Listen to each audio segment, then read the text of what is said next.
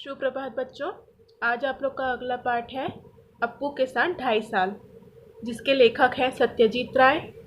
ये जो अप्पू के साथ जो 2.5 साल का जो आप लोग का पाठ है, यह एक पथेर पंचाली फिल्म के अनुभव से संबंधित है, जिसे लेखक ने अपने अनुभव के आधार पर इसे लिखा है। सबसे पहले हम लेखक के जीवन परिचय देख लेते हैं।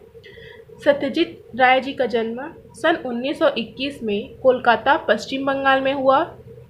इनकी मुख्य फिल्म है अपराजिता, अप्पू का संसार, जलसा घर, देवी चारुलता, महानगर, गोपी गायन, बाका बायन, पथेर पंचाली और शतरंज के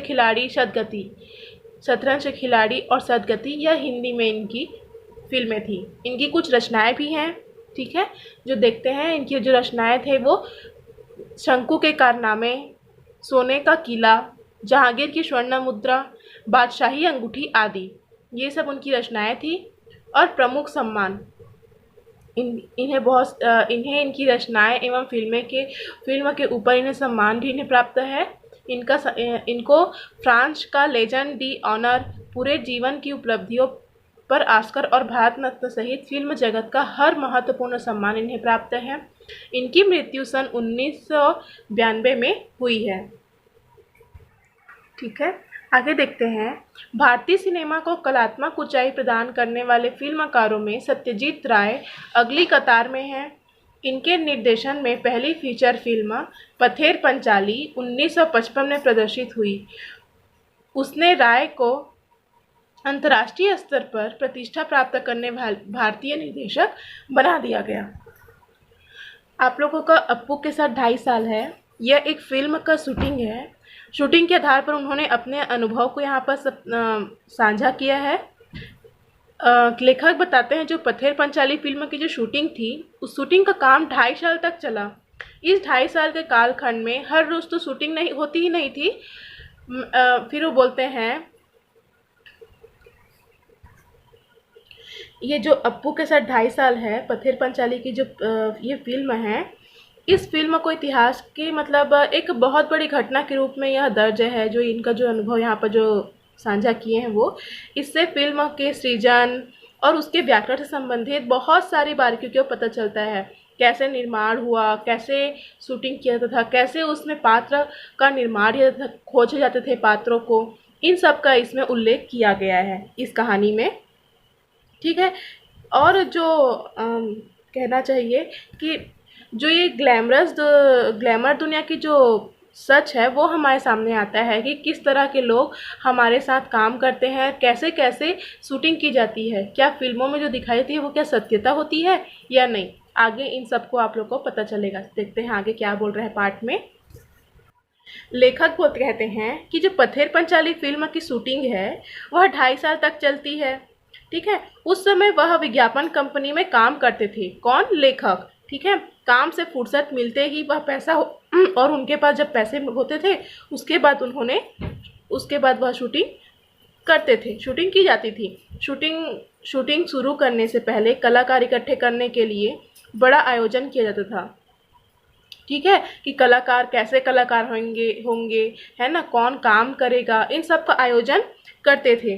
अप्पू की भूमिका निभाने के लिए 6 साल का लड़का नहीं मिल रहा था, ठीक है। आप लोग का जो पाठ का शीर्षक है अप्पू के साथ 2.5 साल, तो अब ये अप्पू का किरदार निभाने के लिए कोई व्यक्ति नहीं मिल रहे थे कि ये अप्पू का आखिर किरदार निभाएगा कौन। फिर क्या होता है कि 6 साल का लड़का मिल ही नहीं था। इसके लिए अखबार में विज्ञापन दिया गया। रासबिहारी एवेन्यू के एक भवन में किराए कमरे पर बच्चे इंटरव्यू के लिए आते थे, ठीक है। एक किराए का कमरा देते थे और उसमें क्या करते थे, इंटरव्यू के लिए बहुत सारे बच्चे आते थे।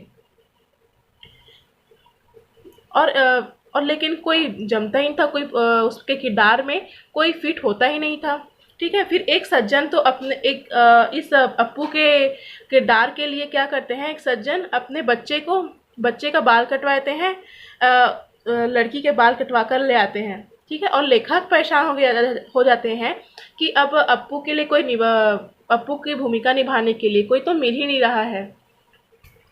फिर क्या होता है कि एक दिन लेखक की पत्नी की नज़र क्या होता है, पड़ोस में रहने वाले एक लड़के पर पड़ती है और वह शुबीर बनर्जी ही पथेर पंचाली में अप्पू बना। ठीक है, उस लड़के का क्या नाम था? शुबीर बनर्जी। और वही क्या हुआ? पथेर पंचाली में अप्पू बना। और आप लोग को पता ही है कि जो इस फ़िल्म के जो निर्देशक थे, वे पहले क्या करते थे? विज्ञापन कंपनी में काम करते थे। जैसे ही पैसा जुटता था, उसके बाद वो क्या करते थे? शूटिंग करते थे। तो एक दिन क्या हुआ कि जो फ़िल्म के जो निर्देशक हैं, मतलब या इस पार्ट के जो लेखक हैं, वो उनको डर लगने लगा कि कहीं ये जो अप्पू और दुर्गा नामक जो बच्चे हैं, कहीं बड़े हो गए तो फिर दिक्कत हो जाएगा, फिर उन्हें बच्चे खोजने पड़ेंगे।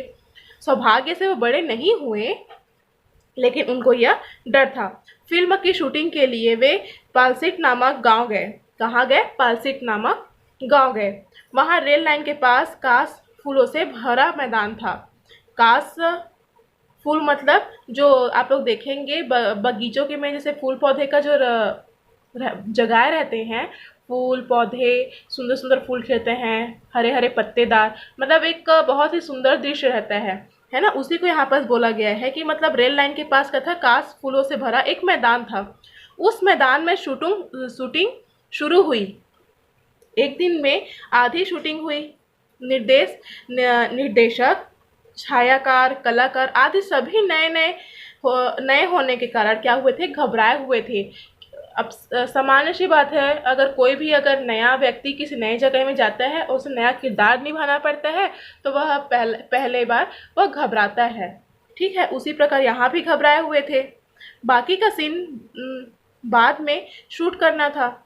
7 दिन बाद वहाँ दोबारा पहुँचे। ठीक है, 7 दिन बाद जैसे ही वहाँ दोबारा पहुँचे तो क्या क्या देखे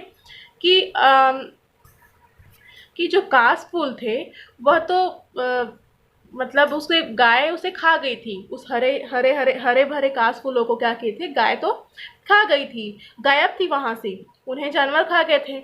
अतः आधे सीन की शूटिंग के लिए अगली शरद ऋतु की प्रतीक्षा करनी पड़ी। अब शरद ऋतु में क्या होता है आप लोग देखेंगे कि उसमें फिर से नए नए पत्तेदार मतलब जो पूरा माहौल रहता है, वातावरण रहता है, वो कितना सुंदर दिखता है। नए नए हरे सभी पेड़ों में नए नए पत्ते, है ना, अच्छे अच्छे फूल ये सब खिलते हैं। इसलिए लेखक को अगली शूटिंग फिर से चालू करने के लिए अगले शरद ऋतु के लिए प्रतीक्षा करनी पड़ी। फिर धीरे से अगला साल हुआ। अगले साल शरद ऋतु में फिर से शूटिंग हुई। उसी समय रेलगाड़ी के शॉट्स भी लिए गए थे। ठीक है, रेलगाड़ी के धुएं का, रेलगाड़ी के दृश्य का, इन सब का क्या था? वो शॉट्स भी लिए गए, मतलब यानी कि फोटो वोटो भी खींचे गए, उसकी शूटिंग करते गए। कई शॉट्स होने के लिए 3 रेलगाड़ियों की शूटिंग की गई। कलाकार दल का एक सदस्य पहले ही रेलगाड़ी में इंजन में सवार होता था ताकि वह शॉर्ट्स वाले दृश्य में बॉयलर में कोयला डालता जाए और क्या है, रेलगाड़ी का धुआं निकलता जाए, जिससे वह क्या हो जाता जाए? कोहरा होता है ना, कोहरा, उस धुआं वो निकले और उस धुएं से क्या हुआ? कोहरे का दृश्य आए उसमें। इसलिए वो क्या करता था, जो कलाकार का एक सदस्य उस पहले से रेलगाड़ी में जाता था और बॉयलर में कोयला डालता था, जिससे रेलगाड़ी से धुआं निकलता था। फिर क्या था? सफेद कांस फूलों की पृष्ठभूमि पर काला धुआं बहुत ही मतलब अच्छा दिखने लगा था, बहुत ही सुंदर दिखता था। और जब यह सीन दिखाया जाता था तो इस सीन को कोई भी दर्शक पहचान ना पाया कि यह धुआं है या कोहरा। फिर देखो क्या बोलते हैं, आर्थिक अभाव के कारण कुछ दिनों तक हमें अलग अलग समस्याओं से जूझना पड़ा। लेखक यहाँ पर क्या बोलते हैं कि जब पैसे की कमी के कारण उन्हें बहुत सारी समस्याओं का सामना करना पड़ा। यहाँ पर एक उदाहरण भी देते हैं। हाँ, इसमें बोलते हैं कि मूल उपन्यास में अप्पू और दुर्गा के भूलो नामक पालतू कुत्ते का भी उल्लेख है। ठीक है, अप्पू और दुर्गा तो थे ही, उसमें एक भूलो नाम का पालतू कुत्ते की भी भूमिका थी। ठीक है, उस कुत्ते की भूमिका था। फिर गांव का ही कुत्ता लिया गया वहां पर और दृश्य में कुत्ते को भात खाते हुए दिखाया जाना था। परंतु जैसे ही यह शॉट शुरू होने को था, सूरज की रोशनी व पैसे दोनों ही खत्म हो गए। मतलब शाम भी हो गया और क्या हो गए? पूरे पैसे भी खत्म हो गए। 6 महीने बाद जब लेखक फिर से पैसे इकट्ठे करता है, इकट्ठे करके वो डाल गांव पहुंचे तो पता चला कि जो कुत्ता था, जिसको खाना खाते हुए दिखाना था, वो कुत्ता मर गया था।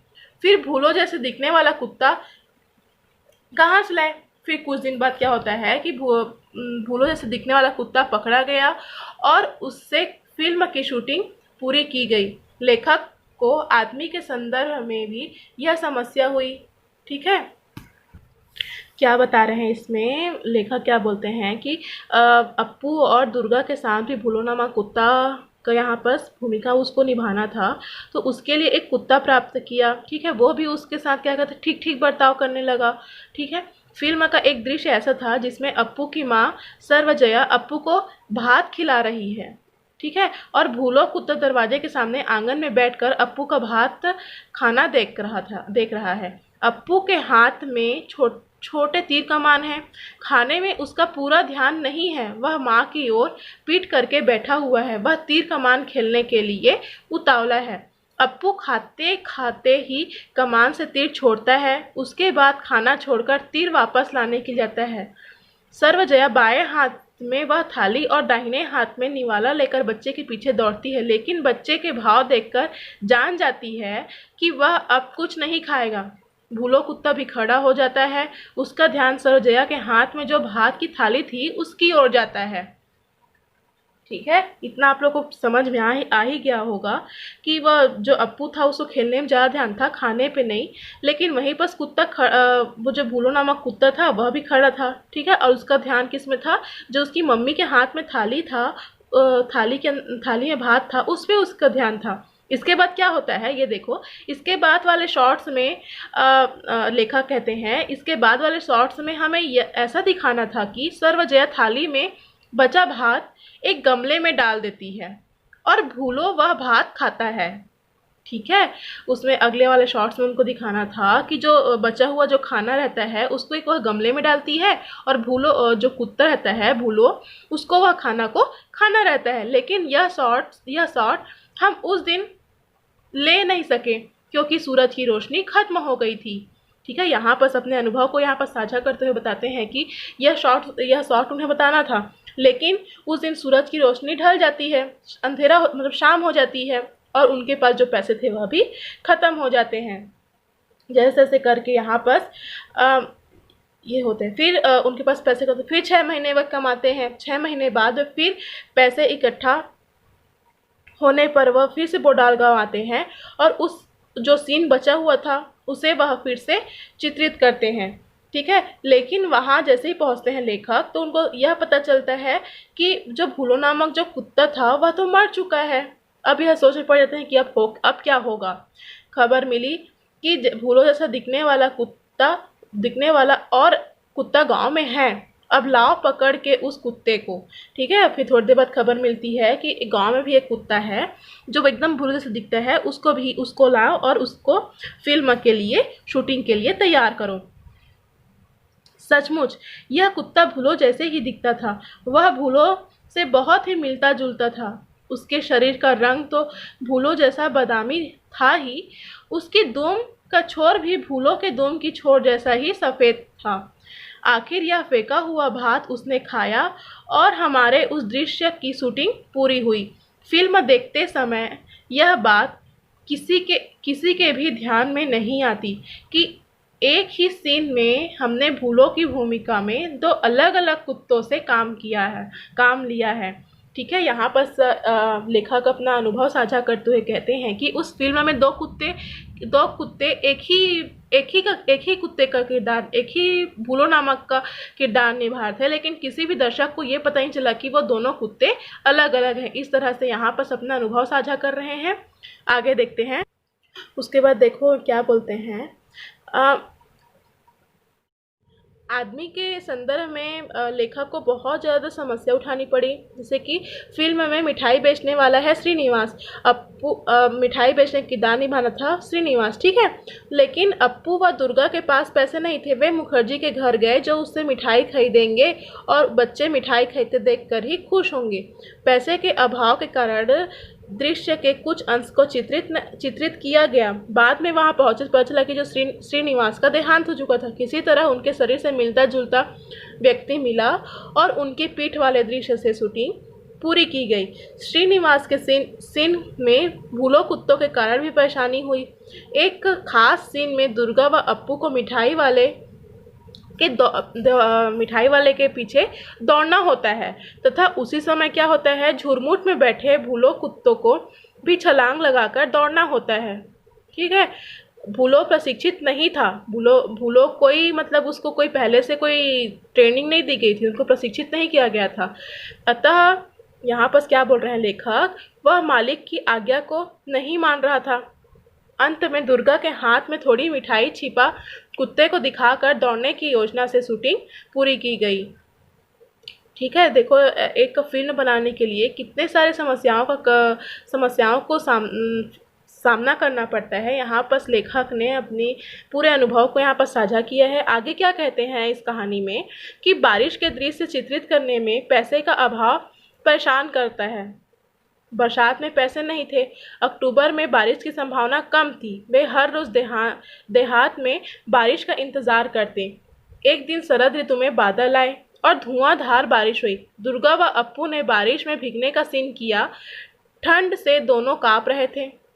फिर उन्हें दूध की ब्रांडी मिलाकर पिलाई गई। बोडाल गांव में अप्पू दुर्गा का घर, स्कूल, गांव के मैदान, खेत, आम के पेड़, बांस की झुरमुट आदि मिले।